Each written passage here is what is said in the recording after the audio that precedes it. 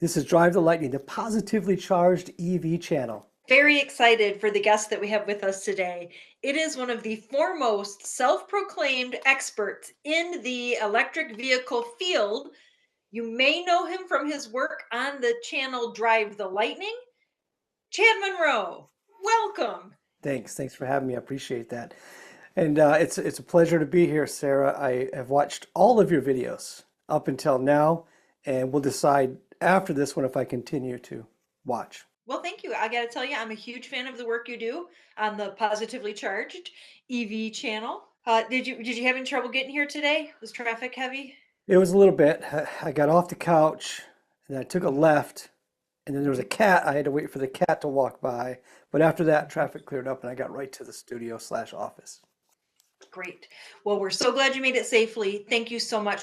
We have some questions that we'd like to ask you regarding electric vehicles, since you are a self-proclaimed expert in this field. And we have gathered these questions by typing very scientifically by typing into Google either are EVs or can EVs. And then if you're familiar with Google, you know it will populate common things that finish that sentence. So we have a couple of those for you, and we're going to see how you do. Chad versus cyberspace. Okay, I'm ready. Let's go. Okay, let's hit you with the first one. Are EVs the future? Pass. No, you can't pass. It's not a game show. Okay, ask me again. Okay, are EVs the future of transportation? No. Next question. No, I'd like you. Can you elaborate on your answer Oh, of no? okay. I think it's the wrong question to ask, but that's what Google gave you, so we'll tackle it. Then I'll tell you what they should have asked. So, are EVs the future of transportation? No. Why?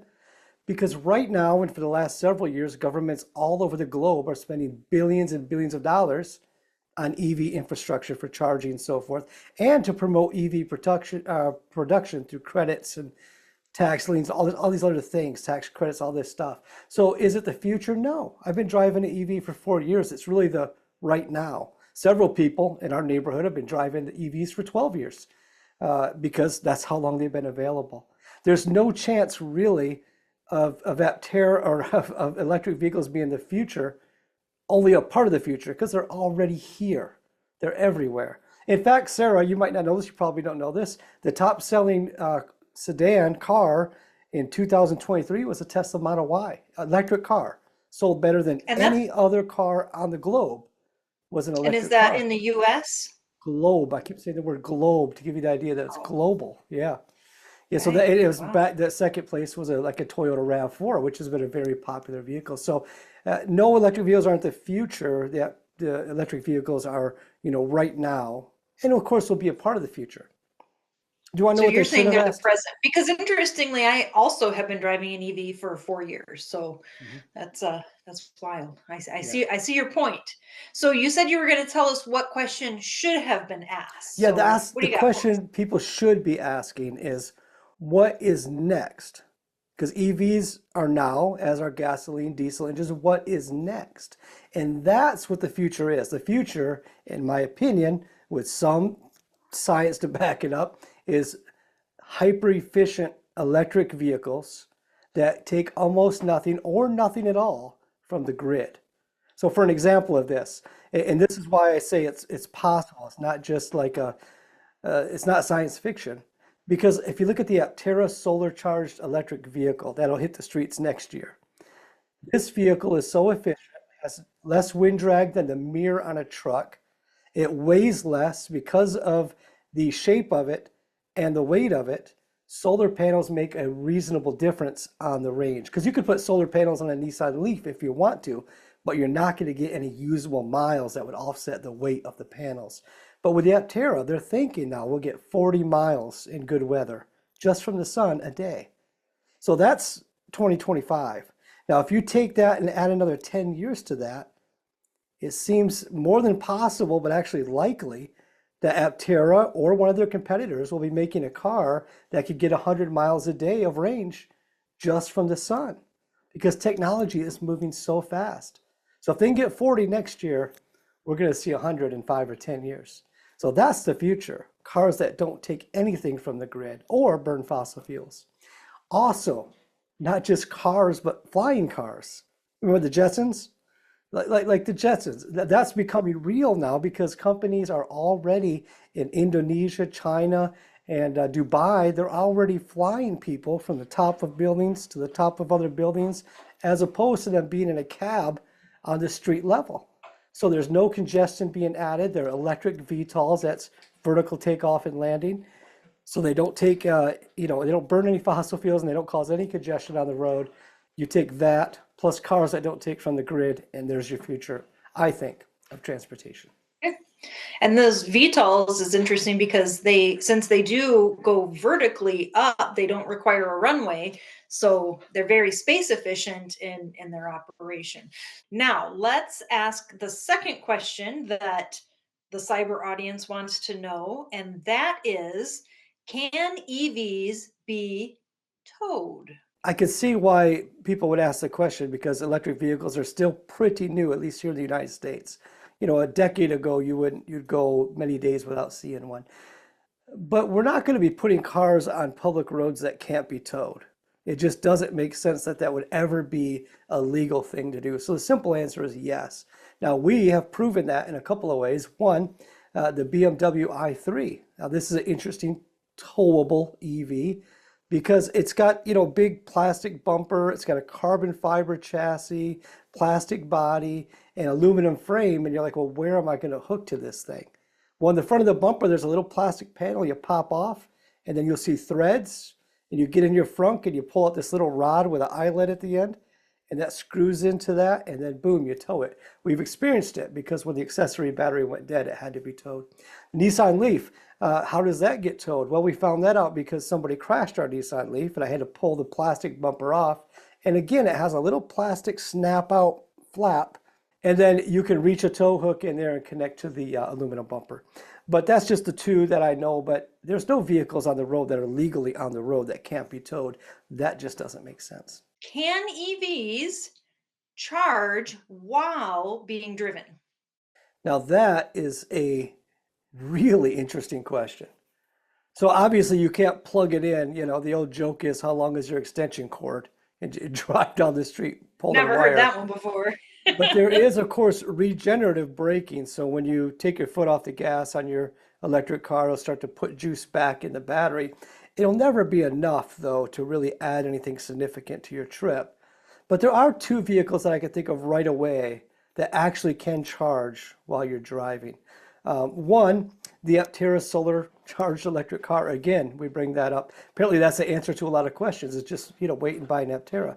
But the sun will be charging that while you're driving. In fact, on the instrument panel, you'll be able to see just how much juice is being added from the sun as you're driving down the road. So that one, yes, can be charged. Another one would be the BMW i3 with the range extender. Because as you know, when that gets down to about 6% battery charge, at least in the North America variety, then the range extender kicks in, which is like an onboard generator.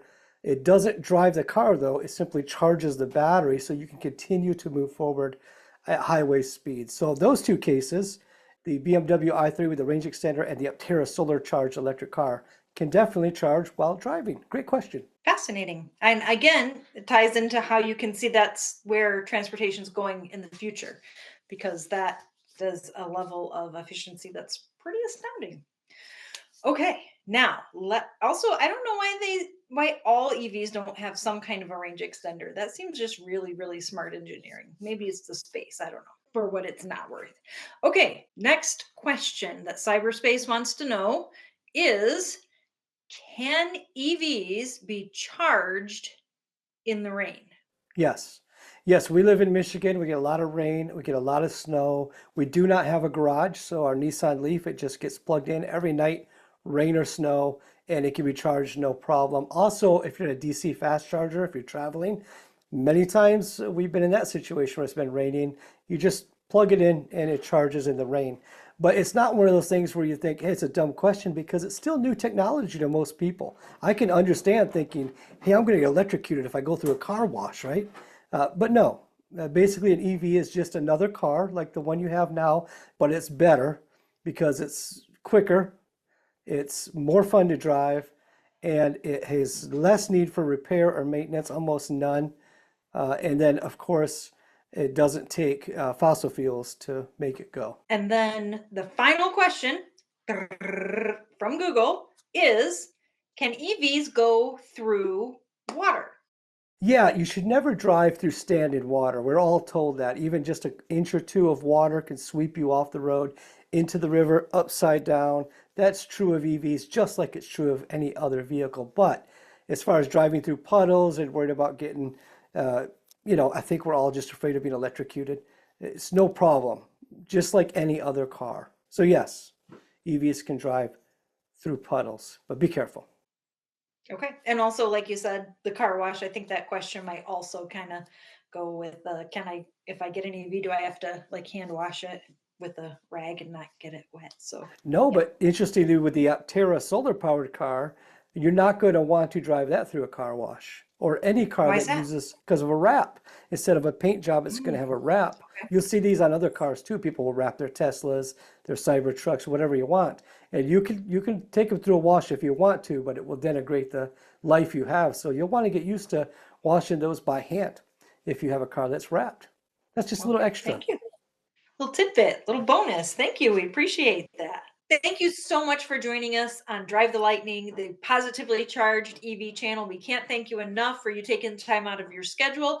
If you're interested in seeing more of Chad's content, definitely check out his channel, Drive the Lightning. It's the positively charged EV channel, Which is also this channel. which is also ironically this channel. This So channel, yeah. we have to say thank you so much to all of the members of the Drive the Lightning channel. You make it possible for us to bring guests on, even if they're very, very familiar guests. We also want to thank everyone who's a part of the Mug Plus Club. We have a new mug design. You will see it on the map here. And spoiler alert, Bob bought it. Thank you, Bob. Thank you for your support. You're always doing nice things for our channel, and we really appreciate all of your support. So if you are interested in the Mug Plus Club, you can find that at drivenbysolar.com. Anything that you purchase from there is going to help Chad and Sarah go out to California to visit, get more in-person content at aptera.